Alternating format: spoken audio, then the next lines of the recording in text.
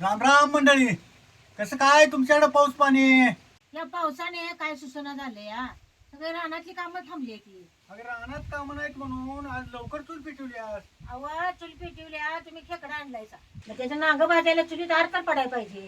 तुम्ही खेकडा नीट करत तर चुलीत आर बी चांगला पडते. सकाळी लवकर जरा भुयानं खेकडं आणून दिलतं आणि आणतानाच त्यानं नांग मोडून आणल्यात बघा हे. नदीसनी वड्यासनी असलं असलं खेकडं गावाला आल्यात. मग तो तर काय करणार? करंडीतनं बाहेर काढताना मोठा खेकडा चावाय बघतोय. मग त्याचा तो भुई नांग मोडूनच बाहेर काढतोय. सकाळी त्यानं 1 किलोभर खेकडा आणून दिल्यात बघा. ही खेकडा बघितला का? त्याचं हे पुढं 2 नांग असं मोठं असतात चौकं, आणि हे 4-4 नांग ह्याचं पाय आहेत बघा. हे त्याचं पोट आहे. हे खेकड्याचं चौकं नांग आहेत बघा. नांग्यानंच खेकडा असा चावतोय बघा ह्यो. हे बघितलं का? ह्याला मध्ये कशा दात्रे आहेत आणि ही शेवटाला अगदी दाबनागत कोचे आहेत बघा ह्याला. आणि ही जर बोटात गावलं तर बोट कटच होतंय.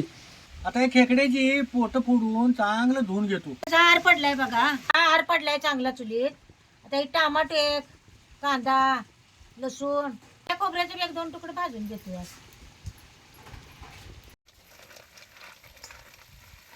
नांग जरा बगलला काढतो.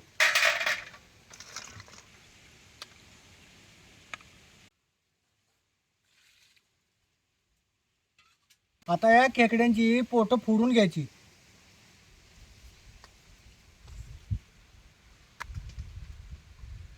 ही लंगुटी आहे बघा. ही आधी काढून टाकायची. या वाटीत जरा असं मांद काढून घ्यायची. पोटावर ह्याची केस कशी आहेत बघितलं काही. ही आधी असं पाक केस काढून घ्यायची. प्रत्येक खेकड्याचं पोट फोडून का नाही हे सगळं नीट करून घ्यायचं असं. हो का?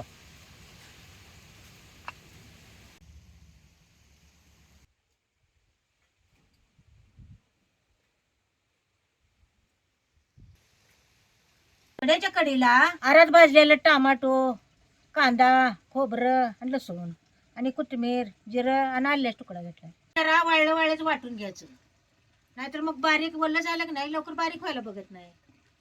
आता हे सगळं चांगलं नीट करून घेतलंय. हे बारकं नांग पाट्यावर शिजवून त्याचा अर्क काढून त्याची कढी करायची आणि त्यातच ही पोट शिजायला टाकायची. आणि तुम्हाला हे मोठं नांग 4 भाजायचं असलं तर भाजा, नसलं तर त्या कढीतच हे शिजवून घेतला तर बी चालतंय. आता चुलीत आर बी चांगला पडलाय. मग हे मोठं मोठं 4 नांग ते भाजायला टाकतो.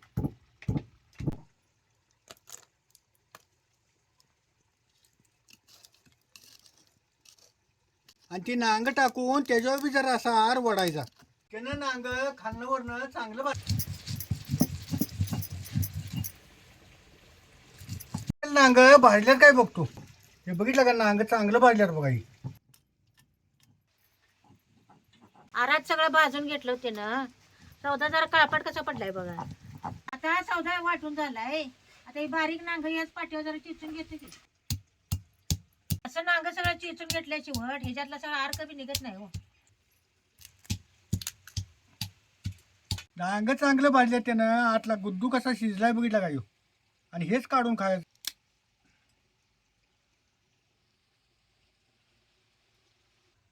तुला जर घे घे घातलं.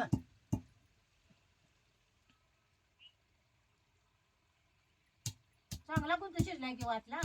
हे 1 नंबर शिजले. आणि नांग शिजवल्यापेक्षा आरात भाजून खाल्लेलं लई चवीला चांगलं लागतात. लय बारीक नांग चेचायची नाही ती, असं गुदून निघत सोडून मोठं मोठं चेचायचं. आता ह्याच्यात जरा पाणी वतायचं. काही नांग चेचले पाणी घालून असं जरा किवचून घ्यायचं. असं हलवून ठेवलं का नाही त्याची कवच खाली राहते तर आर्क वर येतो. या आता कढई चांगली तापली आहे, ह्याच्यात तर तेल वततो की. आता जरा जिरे टाकतो. आता एक खेकड्यातलं निघालेलं मांदा आहे. ही मांदा बी आता जरा तेलात भाजून घ्यायचं. असं जरा मांदा असल्याशिवाय खेकड्याच्या कडेला चव चांगली येत नाही हो. आता हे मांदा तेलात तसं चांगलं भाजले बघ. आता ह्याच्यात 1 पळी चटणी टाकतो. चटणी तेलात अशी चांगली भाजून घ्यायची. अर्धा चमचा हळद टाकतो. तेलात चटणी चांगली भाजायची म्हणजे कालवण मी मिरच्यात लागत नाही आणि कालवणाला कट बी चांगला येते. आता याला कसं तेल सुटले बघा. हे पाट्या वाटलेला सौदा ते येतं घालतो.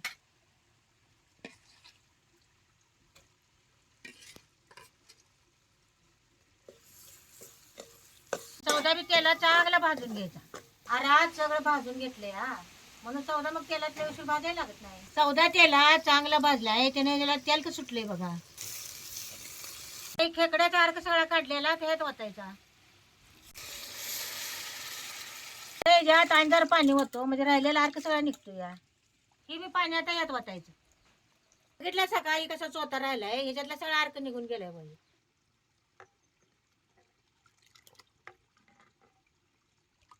आता ह्याच्यात जरा मीठ घालतो. आता कढीला चांगली खळखळून उकळी आल्याशिवाय ती खेकड्याची पोटण नांग त्यात घालायच नाही ती.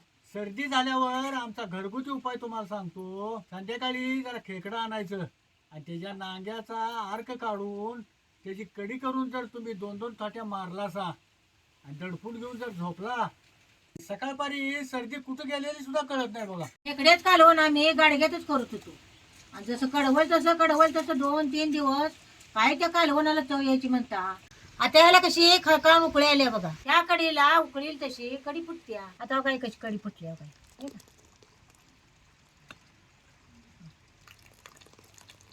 काय पोटण नांग आता यात सोडायची.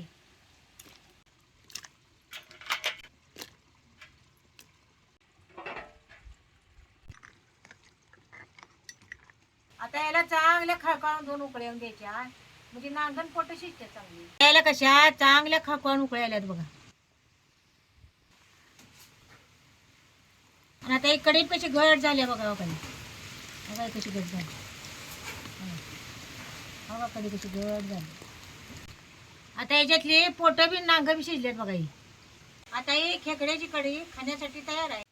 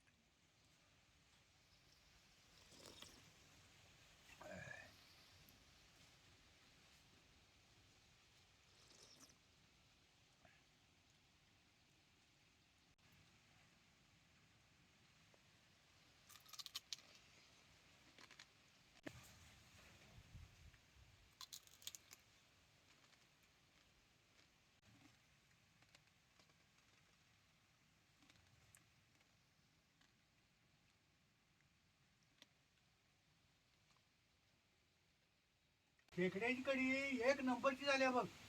आणि बाजरीच्या भाकरी बरोबर खाताना एवढी चव आली म्हणते जरा. किती कढी खावं असं वाटायला लागले बघ. खेकडं ताजं होतं त्यानं कढी चांगली झाली हो. 1च नंबर. खेकड्याची कढी चांगली बी आणि गुणकारी बी असत्या.